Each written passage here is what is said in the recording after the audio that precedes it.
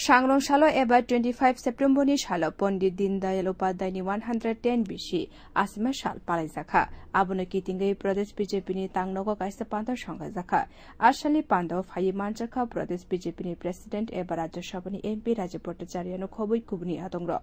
आसालनि पान्दाव जत्त अजमा संनो पण्डित दीनदयाल उपाध्यायनि मांगप्लिबो खुमरिबै बरमरिखा आसालनि पान्दाव कगनारना थाङै एमपि साका भारत हा गतनो थानसा ख्लाइनानि बागै जाबा ख्लाइलांखा पण्डित दीनदयाल उपाध्याय 1951 बिसिव डॉक्टर श्यामाप्रसाद मुखार्जी हा गतनो थानसा तरिनानि बागै जनसंख्या मुंगै काइसा बदल स्नामका आ बदल जयन ख्लाइका पण्डित दीनदयाल उपाध्याय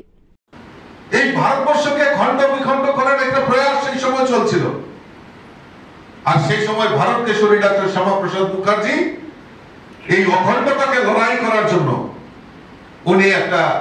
দল গঠন করার একটা উনি চিন্তা ভাবনা করলেন এবং 1951 এ সেই সময় জনসংঘের প্রতিষ্ঠা করেন আর এই প্রতিষ্ঠা লগ্নে আমাদের যে যার জন্মদিন আজকে উদযাপন করছি আমাদের পণ্ডিত দীনদয়াল উপাধ্যায়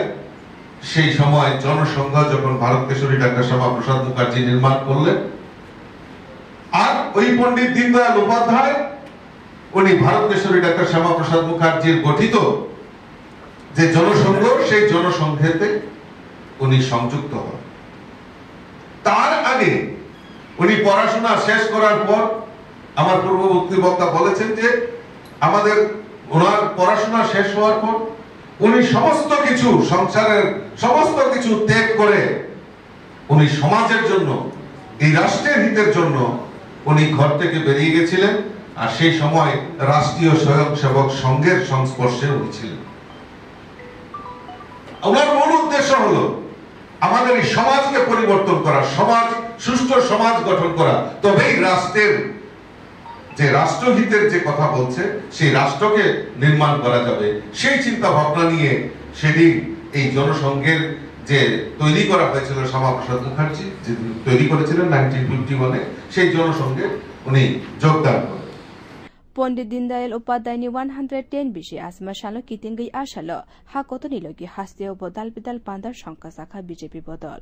ब्यूरो रिपोर्ट कखरां।